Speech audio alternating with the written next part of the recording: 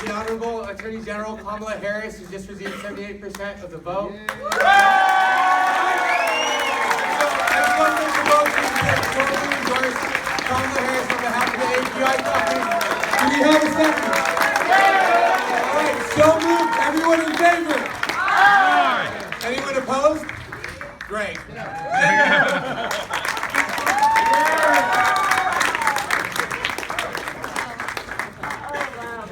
Well, this is an auspicious moment, isn't it? And I'm here, and we found out all at the same time.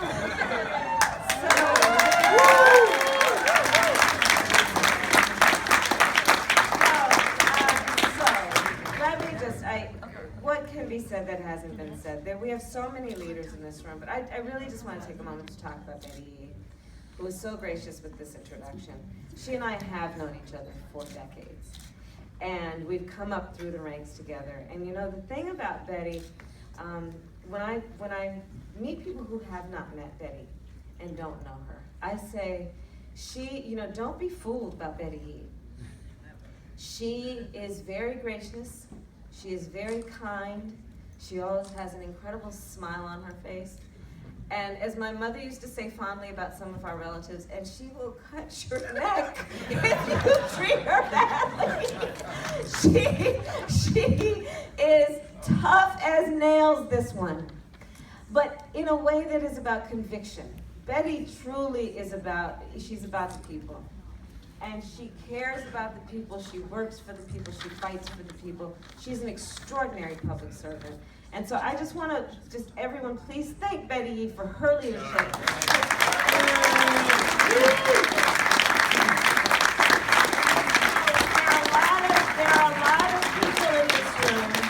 There are a lot of people in this room who we are the first.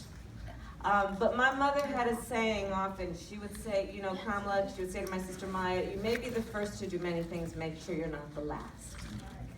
Betty is one of those kinds of people. The leaders in this, Mike Honda is one of those people. I mean, Evan Lowe, who was at his party last night, but he has been extraordinary as a leader and as a friend. There's so many people here who have broken so many boundaries and so many barriers. Barriers of thought, barriers based on gender or race or age. And we still know we have a long way to go and a lot more to do. But I just want to say thank you to everyone here for all that you do in your leadership. And then on the subjects of the topics of the day, I just want to mention a couple of things. One, in the course of being your Attorney General, I've been traveling up and down the state. I'm often on 6 planes a week. And of course, during the course of this race for United States Senate, I've been doing the same thing. And I talked a bit today in my speech about the concern I think we all have about this national dialogue. And this campaign that is really suggesting the us versus them.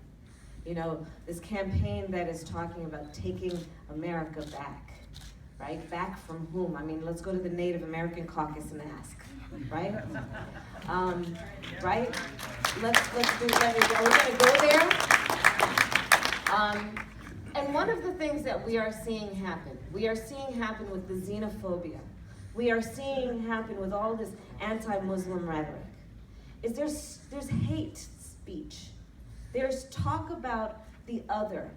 And we all know that it's a very fragile thing and that we always have to maintain, which is reminding our country of its promise. And it's about fighting for our ideals. And while we are all optimistic and will always fight for the ideals, we also know the time and place in which we exist and lead. And there are still a lot of challenges. For example, in the last couple of weeks, I've been spending a lot of time in the Central Valley and meeting with a lot of the Sikh community there. Awful hate crimes that are happening. I know from talking with our Muslim brothers and sisters, hate crime and rhetoric. We know always with the API community, we know it with our Jewish brothers and sisters, we know it with our LGBT brothers and sisters. So one of the things that I know this caucus does so beautifully, and all of us do, and part of this weekend, the whole point, is to just remind each other that we're all in this together. And even when there's that rhetoric that will cause us to look at the differences and divide us, Let's not buy it, because there's too much at stake. And this election cycle in particular is really requiring us to do what we as California Democrats do so well, and what the API caucus was founded on doing, which is understanding that we're going to recognize the beauty of everyone, we're going to recognize the contribution of everyone, we're going to recognize the disparities that exist, and we're going to close those gaps, but we're going to do it in a way that recognizes we're all part of a whole. On the issue of immigration, listen, 1 out of 2 Californians was born outside of this country or has a parent that was born outside of this country, including myself. We know there is still this incredible anti-immigrant rhetoric that is happening in our state and in our country. And when we look at that as a challenge, aside from and connected to that campaign about the other, we know we have a lot more work to do. When we look at California's role in that leadership, the members of this caucus, together with this entire delegation that calls ourselves the California Democratic Party, we're leading the country. People are still looking at us and to us.